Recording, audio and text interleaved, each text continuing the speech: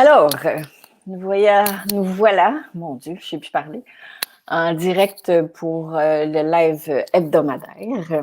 Donc, le sujet de cette semaine, il m'est venu l'élan de vous partager mes antidotes aux montagnes russes. Je sais qu'avec la situation actuelle, on est sujet à des montagnes russes intérieures, ce qui est tout à fait humain. Mais pourquoi je ressentais l'élan de vous partager les miens, non pas en tant que recette, mais en tant que suggestion. Soit pour apaiser les montagnes russes, soit pour éviter carrément les montagnes russes, parce que, vous le savez, quand on est là-dedans, notre fréquence baisse. Et quand notre fréquence baisse, ben, de un, nous, on est déconnecté d'avec notre créativité, d'avec la paix qu'on cherche à l'extérieur qui se trouve à l'intérieur.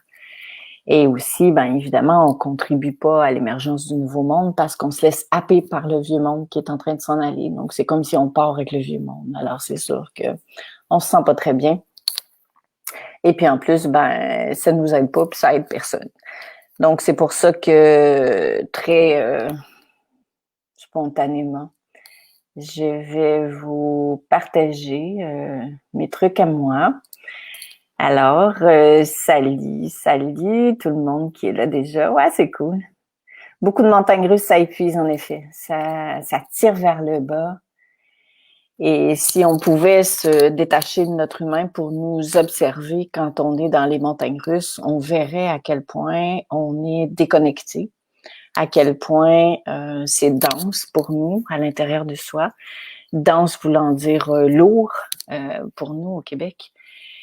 Et aussi à quel point, quand on est dans cette énergie-là, on laisse la place à tout ce qui est lourd.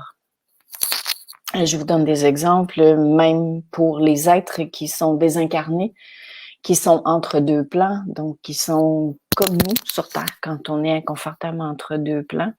Mais dès qu'on est justement dans cette lourdeur, dans ces montagnes russes par lesquelles on s'est laissé happer, ben on devient on devient comme des aimants auxquels ils se collent. Puis là, on se demande pourquoi c'est si lourd. Alors, voyez-vous à quel point c'est important de savoir quoi faire et surtout de se rappeler que c'est très, très humain, mais en même temps que c'est notre responsabilité de devoir apaiser, voire même éviter ces montagnes russes-là. Alors, donc, tout de suite, hein, j'y vais. Donc, je vous les partage. Mon premier truc, antidote, c'est dès que j'ouvre les yeux le matin, je choisis de me connecter tout simplement en disant bonjour à mon âme. Donc, ce que ça fait pour moi, c'est que je choisis de me souvenir que je suis plus que ce corps humain qui est venu ici incarner, vivre, expérimenter ce passage.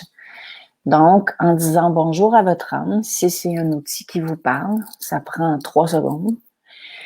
Et ça fait que vous vous reconnaissez immédiatement comme étant plus que cet humain-là. Et l'âme, ben, n'a pas de montagne russe. Et c'est extrêmement simple, mais c'est vraiment une occasion de fusionner avec votre âme, de l'inviter dans votre vie, de vous souvenir que vous n'êtes pas tout seul. Évidemment, comme votre âme est connectée à l'âme universelle, donc à l'amour divin, ben tout ça, ça se branche en même temps. Alors, comment on fait pour vérifier si ça marche? C'est la tête qui veut savoir ça. Dès qu'on le fait avec tout notre cœur, ça marche. Donc, c'est aussi simple que ça. Alors ça, c'est mon premier geste en me réveillant le matin, mon premier antidote. Que j'aille bien, que j'aille moins bien, je le fais. Ce que ça fait, c'est que plus je le fais, plus ça commence à s'intégrer dans mon humain, plus mon âme commence à s'intégrer dans mon humain, plus ben je me sens soutenue, accompagnée, moins je me sens happée par l'extérieur parce que plus je suis dans une vie intérieure qui voit plus clair dans ce qui se passe à l'extérieur de moi. Comprenez? Posez-moi plein de questions là, si vous en avez. Hein. Alors, le deuxième antidote, c'est que je décide d'installer un sourire dans toutes mes cellules. Hein, j'ai une méditation là-dessus que je vous avais partagée. Je pense qu'elle est au cœur de la formation Good Vibes.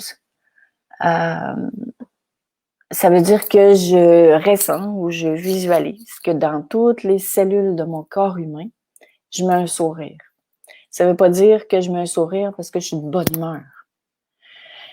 Ça veut dire que j'installe un sourire pour que ma fréquence vibre à la fréquence de la joie, qui est l'émotion la plus élevée de toutes les formes d'émotions qui existent sur Terre, dans l'humain. Alors, en choisissant de mettre, avec tout mon cœur encore une fois, un sourire, puis en plus, ce que je fais, c'est que je m'accroche un vrai sourire d'en face. Donc, c'est comme si, surtout quand je me sens moche ou que je suis happée par certaines pensées, en installant ce sourire-là dans chacune de mes cellules et en mettant vraiment, en souriant, même si j'ai pas envie de rire, là, c'est comme si j'étais en train de dire à mon corps que je souhaite qu'il s'en aille dans cette même énergie-là, cellulaire, de joie, mais de vibration, de joie d'être, et non de joie, c'est drôle, j'ai envie de rire, je suis de bonne humeur. C'est chacun de mes antidotes que je vous propose, il est d'une puissance incroyable. Alors, je pourrais élaborer vraiment sur chacun d'entre eux, mais en même temps, je trouve ça cool que je vous le présente comme ça avec beaucoup de simplicité parce que ça veut dire que c'est ce qui est le plus simple qui est le plus puissant. Tout le temps. On a appris qu'il fallait que ça soit compliqué, on a appris qu'il fallait étudier longtemps, on a appris qu'il fallait être vraiment très évolué, très éveillé pour que ça marche, puis non. Si vous choisissez d'y mettre tout votre cœur, ça va marcher. Même si votre humain ne se rend pas compte que ça fonctionne. Mon troisième, c'est la méditation. Donc, évidemment, je passe très peu de journées sans méditer. Je ne deviens pas rigide dans mon élan de méditation, mais c'est une pratique que je priorise parce que pour moi, cette pratique-là, elle est vitale, particulièrement maintenant. Donc, je prends un moment pour méditer, pour me connecter, pour faire de la place entre chacune de mes pensées, pour m'intérioriser. Et ça, ben moi, je le fais dans l'ordre dont je vous parle. Mais c'est à vous d'aller voir s'il y en a là-dedans qui vous parlent, puis comment vous pourriez l'adapter à votre réalité. Il va de soi que si j'ai pas pu méditer le matin, mais là, je me tape pas sa tête en disant, mon Dieu, c'est épouvantable, j'ai pas médité. Non. Et il y a un élément qui me vient de vous partager, c'est que si je suis dans la montagne russe, là, dans le haut de la montagne russe, mais vraiment, pour moi, la méditation, ça ne fonctionne pas. Quand les émotions sont très, très, très élevées, j'arrive pas à m'intérioriser. Donc, ce que je fais, c'est que je mets en place un autre antidote dont je vais vous parler, un ou plusieurs autres antidotes. Alors, le suivant pour moi, c'est le yoga. Je vous en parle souvent. J'aime beaucoup le yoga parce que c'est mon corps qui s'active à l'énergie divine. Donc, ça me fait du bien parce que je bouge. Ça me fait du bien parce que c'est une manière extraordinaire pour moi de me connecter.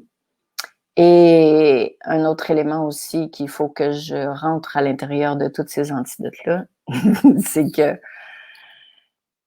moins j'ai envie de le faire, plus je le fais. Parce que quand j'ai pas envie de le faire, c'est pas moi qui n'ai pas envie de le faire, c'est mon ego qui me dit que je devrais pas le faire. Parce qu'il sait que si je le fais pas, il va avoir plus de pouvoir sur moi pour me maintenir dans les montagnes russes. Ça, je suis assez vieille pour l'avoir expérimenté souvent et je le sais. Donc, je me pose dans le cul pour le faire. Et si vous saviez à quel point, une fois que c'est démarré, mis en place, non seulement que ça me fait un bien fou parce que ça me reconnecte, mais je suis fière de moi. Et c'est ça qu'on appelle se redresser de l'intérieur, se dépasser de l'intérieur. Parce qu'à chaque fois que je me dépasse de l'intérieur, mes cellules aussi, ils s'allument, mon âme prend plus de place, j'ai plus confiance en ma divinité et je me laisse moins happer parce que je m'habite plus du point de vue de ma conscience, comprenez-vous? Tout ça, c'est interrelié, là, mais c'est super important. Ce sera pas long, Nancy, je vais répondre à ta question. Alors, le yoga, ça m'aide, mais il y a d'autres pratiques que vous pouvez trouver. Activer son corps, c'est hyper important. Donc, marcher dans la nature, moi, je l'ai fait toutes, là, mais marcher dans la nature, ça me fait un bien fou parce que souvent, je me rends compte que quand je suis dans la montagne russe, mais là, c'est mon mental puis mes émotions qui s'amusent les uns avec les autres, quoi. Parce que pour ceux qui ont fait la formation de la maison intérieure avec moi, vous le savez que les deux sont interreliés.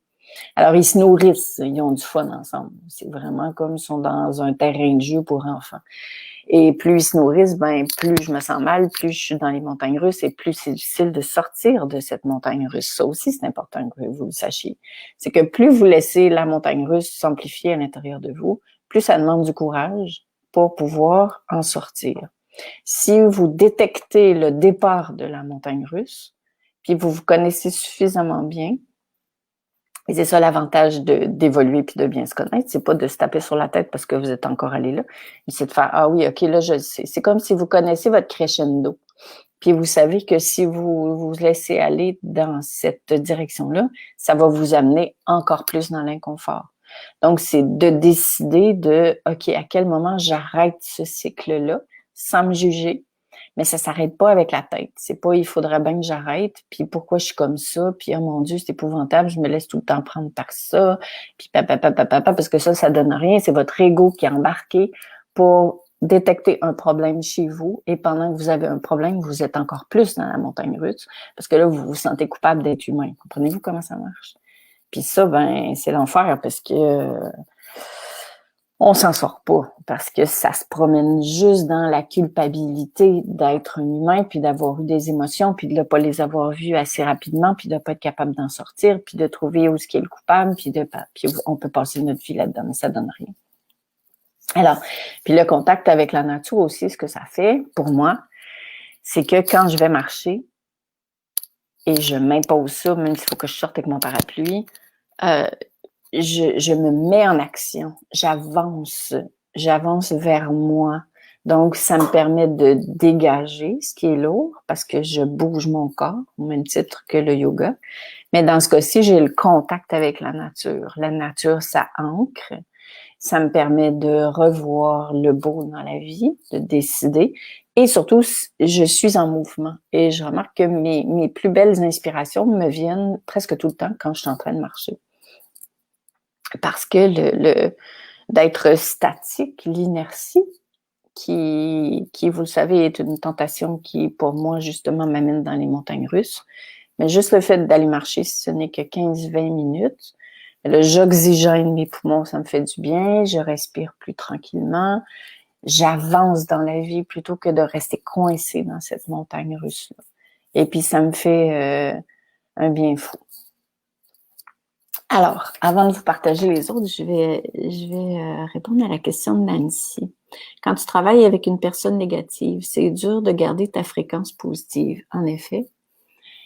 Et dans ce cas-ci, on a le choix de voir l'autre comme un enseignant et puis de regarder qu'est-ce que cette personne-là réveille chez moi. En quoi c'est difficile pour moi d'être à côté d'une personne qui est dans cet état-là. Il faut se rappeler qu'un jour ou l'autre, on a tous été négatifs. Donc, ce que l'autre réveille chez soi, c'est aussi ce qu'on a réveillé chez d'autres personnes. Et qu'il n'y a jamais rien pour rien. Ça ne veut pas dire qu'on est des victimes de la vie, bien au contraire.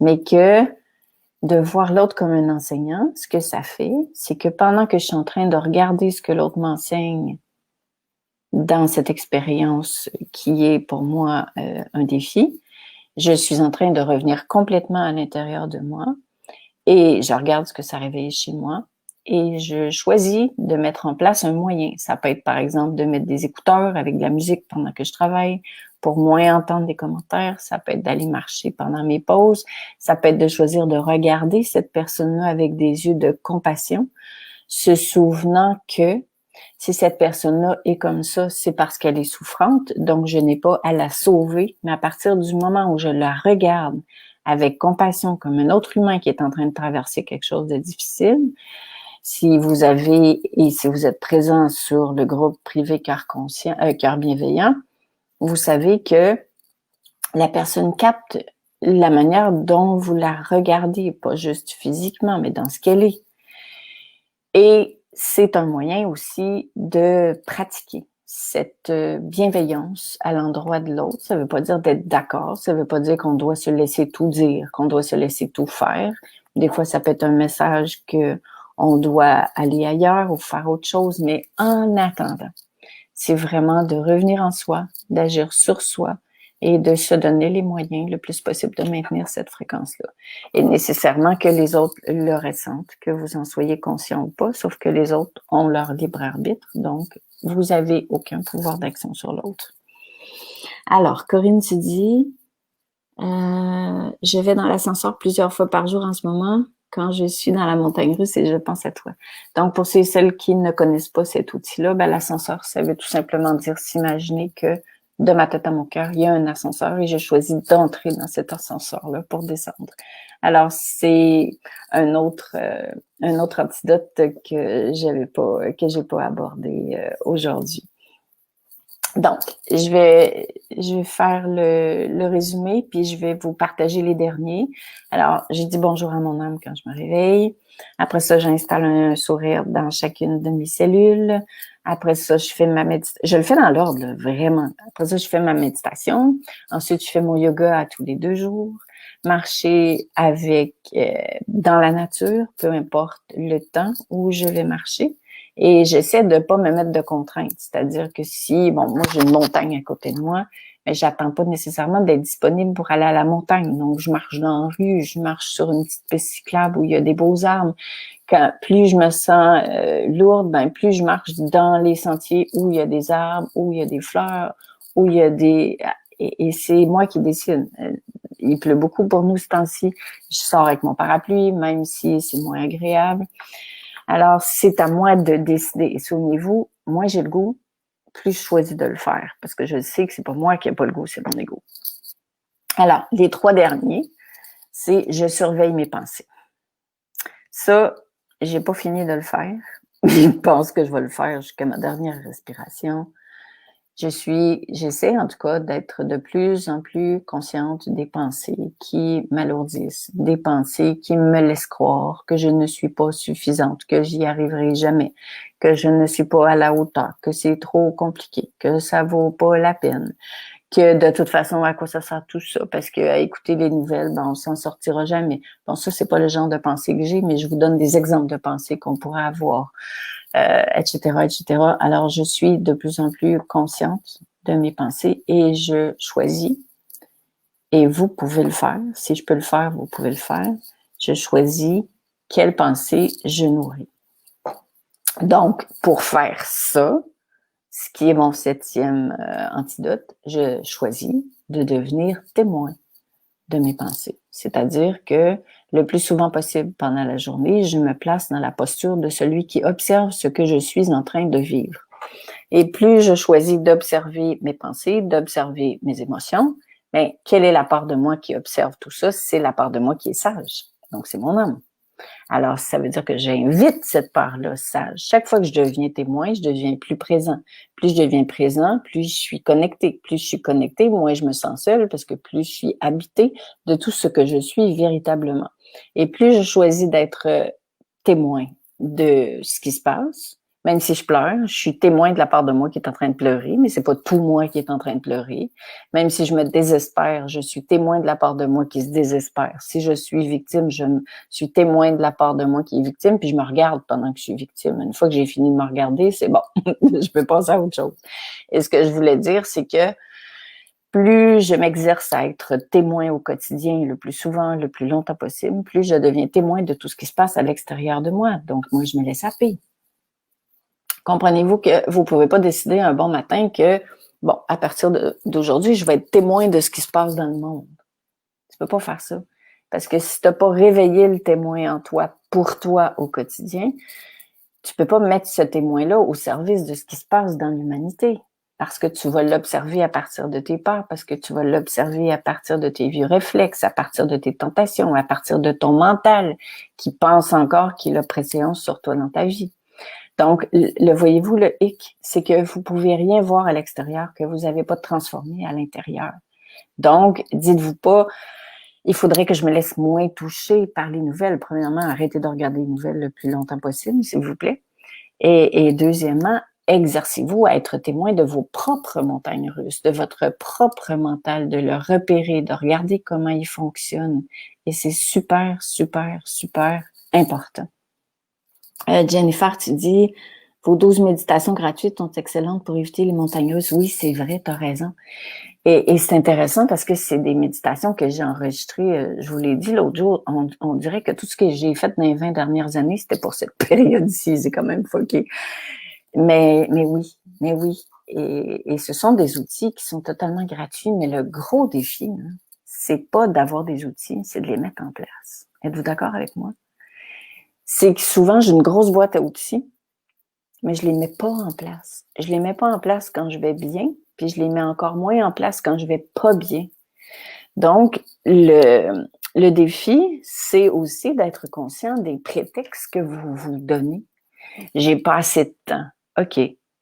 Mais aujourd'hui, c'est plus une question de temps parce qu'il y a urgence dans le monde actuel, dans ce qui se passe. Puis chacune de vos transformations est une onde de transformation qui soutient l'émergence du monde d'amour dans lequel on veut vivre. Donc, si vous vous surprenez à vous dire, oh, aujourd'hui, j'ai pas le goût, trop fatigué, ou j'ai pas le temps, mais essayez d'être témoin de la partie de vous qui est en train de s'écouter puis de dire, hey, chose, très québécois, ça. Genre, ouais, OK, là, je suis en train de m'écouter un petit peu, mais ils sont où mes priorités? Est-ce qu'ils sont à écouter les nouvelles, ou méditer, ou aller marcher, ou discuter avec des gens de ce qui est en train de se passer? Ça va vous donner quoi, ça? De discuter de la peur, de discuter que c'est pas juste ce qui se passe, de discuter de qui a raison, de discuter de oh my God, on est en train de laisser de mon pouvoir à quelqu'un. Mais oui, mais que ça donne ça?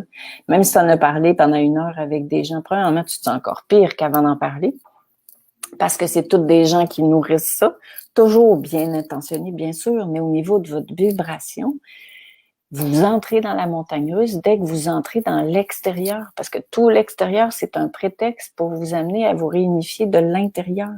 Donc, à un moment donné, il faut lâcher le prétexte puis agir au bon endroit.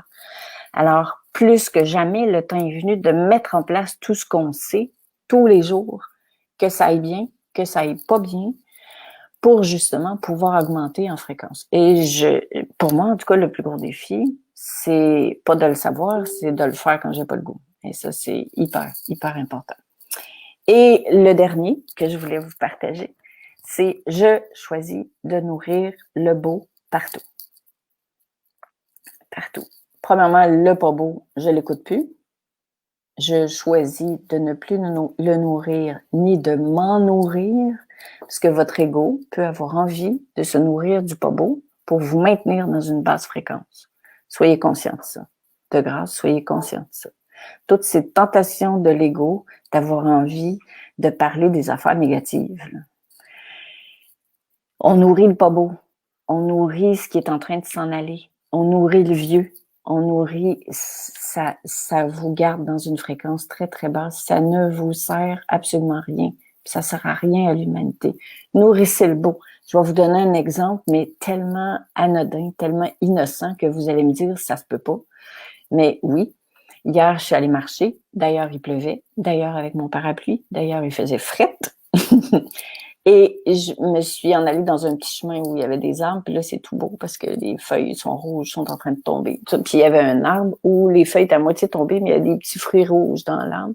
Puis je me suis arrêtée, mais au moins 3 minutes devant cet arbre-là pour me dire « Wow, c'est donc bien beau. » Je trouvais ça vraiment beau.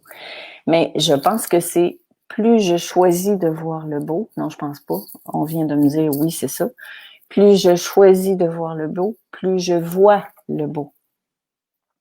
Mais c'est à moi de me donner les moyens de voir le beau. c'est à moi de me mettre dans des espaces et de créer des circonstances pour voir le beau. C'est moi qui décide. Et c'est là où je vois que je suis maître à bord de ma maison à moi, de ma vie à moi. Je choisis de voir le beau. Si je regarde un film, je regarde ce qui est beau dans le film, ce qui m'a touché, ce qui m'a fait du bien. Si j'ai une conversation avec une amie, mais je regarde le beau. Qu'est-ce que ça m'a apporté? Ô combien je suis privilégiée. C'est un peu une forme de gratitude, si on veut, mais tellement simplifié. Voir le beau. Et ils étaient en train de faire de la construction, donc refaire toutes les marches ici en bas. Bon, ça faisait du bruit, j'avais de la misère à travailler. Et les voisins disaient « Ah, j'ai hâte que ça finisse. Ah, c'est fatigant. Ah, c'est encombrant. On peut pas utiliser nos marches. » Puis, c'est pas que je voulais me penser meilleur que les autres, c'est que moi, ce que je voyais, c'est que ces gars-là, ils travaillaient bien. Donc, je disais, oui, c'est peut-être long, mais au moins, on n'aura pas besoin de refaire les marches dans 5 ans. Puis ces gars-là, ils travaillent avec leur cœur. Je leur ai parlé d'ailleurs. Un employé qui dit, mais j'adore ce que je fais. Et tu fais comme, wow. Mais si toi, tu ne te donnes pas la peine de voir que l'autre est une belle personne, tu lui poseras pas de questions qui vont pas te permettre de voir que cette personne-là aime ce qu'elle fait. Comprenez-vous ce que je suis en train d'essayer de dire? Donc, choisir de voir le beau, c'est dans tout. Dans absolument tout. S'il y a quelque chose qui vous dérange chez quelqu'un, essayez de voir le beau en elle. Et plus on voit le beau, plus on fait vivre le beau, plus notre fréquence est élevée, plus on se transforme et plus ça devient contagieux aussi. Donc, c'est un choix de voir le beau. Dans tout ce qui est en train de se défaire à l'heure actuelle, vous allez me dire, mais il y a quoi de beau là-dedans? Mais ce qu'il y a de beau, c'est derrière ce qu'on voit. C'est l'émergence du nouveau monde. Mais c'est à vous de choisir de voir ça. Si vous vous contentez de regarder les nouvelles, puis de tomber dans la peur, puis d'être fâché contre ceux qui pensent pas comme vous, puis de se désespérer de l'humanité, puis de ci, puis de ça, ben vous allez nourrir ça, puis vous allez attirer ça en plus, puis vous allez créer ça. Donc, ça donne sweet fuck all. Genre rien. Tandis que si vous choisissez de vous asseoir sur votre nuage, puis de vous dire, OK, pour le moment, c'est zéro confortable, je sais de quoi je parle, ça fait 6 mois que je fais pas d'argent. Et plus de dire, OK, qu'est-ce qu'il y a de beau là-dedans? Mais qu'est-ce qu'il y a de beau, c'est qu'il n'y a aucune transition qui se passe sans que le vieux s'en aille complètement. Donc, OK, pendant que le vieux est en train de partir, ça veut dire que enfin, il y a du nouveau qui va arriver, mais c'est vous qui décidez que vous allez croire qu'il y a du beau qui va arriver. Parce que c'est grâce à votre propre transformation que le beau va arriver. Donc, c'est à moi de décider que là, je mélange deux de mes antidotes, c'est-à-dire que je choisis de devenir témoin de ce qui se passe, donc je me laisse pas happer, mais je choisis d'avoir une conscience plus élevée de ce qui est en train de se passer. Puis comme je disais à mes enfants tous les 2 cette semaine, ben vous allez pouvoir raconter à vos propres enfants que vous avez participé à l'émergence de ce nouveau monde, que oui, ça n'a pas été facile, mais que oui, vous avez choisi de voir le beau chez l'humain et puis de voir, bon, etc., etc. Même mon fils à qui j'ai parlé mardi, qui est policier, donc je disais, ouais, mais toi, tu vois toujours le moins beau de l'être humain. Et puis il me dit, non, maman, si tu savais à quel point je vois du beau aussi chez les gens. Puis là, je me suis dit, ah ouais, quand même. Hein? Donc, c'est vraiment un choix de voir le beau. Alors, Corinne, tu dis, parfois on regarde la boîte et outils et l'ouvrir et prendre 1, 2, 3 outils, c'est pas automatique, il faut se donner des coups de pied célestes, tout le temps. Tout le temps. Puis moi, je te dirais, pour toi, je trouve ça merveilleux que ce soit un coup de pied céleste. Pour moi, c'est carrément un coup de pied dans le cul. Parce que c'est mon humain qui veut pas le faire. Et puis vraiment, des fois, c'est comme à 2 pieds, là, tu sais, parce que c'est comme à l'intérieur, tu vois, il y a une espèce de bataille qui s'installe. Puis oui, j'y vais. Pas toujours évident, je vous l'accorde, mais c'est plus payant en tout cas. Alors voilà, donc c'était mon partage. À vous d'en rajouter, il y a plein d'autres activités que vous pouvez mettre en place. Ce n'était que mes suggestions. Mais en conclusion, je pense que je l'ai déjà dit, hein, c'est de se créer vraiment des antidotes. Bon, c'est mon expression pour aujourd'hui. Là. Prenez le mot qui vous convient. Mais de vous y tenir sans devenir rigide, mais de s'y tenir au nom de l'amour, au nom de la transformation, au nom de votre propre élévation, par responsabilité aussi, parce que vous avez quelque chose à voir avec tout ce qui est en train de se passer. Puis là, ben, c'est plus le temps de se regarder le nombril puis de se dire oh, c'est difficile. C'est vrai que c'est difficile, mais soutenons-nous pour trouver le courage, l'élan de le faire à chaque jour. Personne ne va le faire à notre place. Ça, c'est garanti. Si jamais vous attendez ça, il faut mourir à cet espoir-là. Personne ne va le faire à notre place. Puis attendez pas d'être encouragé nécessairement par quelqu'un. C'est un des deuils que que j'ai fait dans les derniers mois, c'est-à-dire d'avoir envie d'encore être comme enveloppée là-dedans, puis comprise, puis soutenue, puis non. C'est pas la responsabilité de personne de faire ça à ma place. Par contre, pendant qu'on est en train de le faire, chacun dans notre maison, oui, on peut se soutenir. Pas demander à l'autre comment faire, on sait comment faire. Mais dire, ouf, aujourd'hui, c'était pas évident, je voulais juste te le partager. Et puis là, ben, tout le monde se reconnaît dans dans ce défi-là. Alors, tenons-nous tous la main et reprenons notre responsabilité, justement, de stopper ou apaiser nos montagnes russes. Donc là-dessus, je vous fais un gros câlin et puis je vous dis que je suis de tout cœur avec vous puisque je suis exactement dans le même défi que vous. Et on se retrouve la semaine prochaine. Oui, Chantal, être responsable de soi-même tellement. Jennifer, tu dis merci pour vos messages. Oh, t'es gentille. Je te remercie beaucoup et je vous remercie surtout d'être là parce que c'est important d'être les uns aux côtés des autres. Donc, à bientôt. Bye.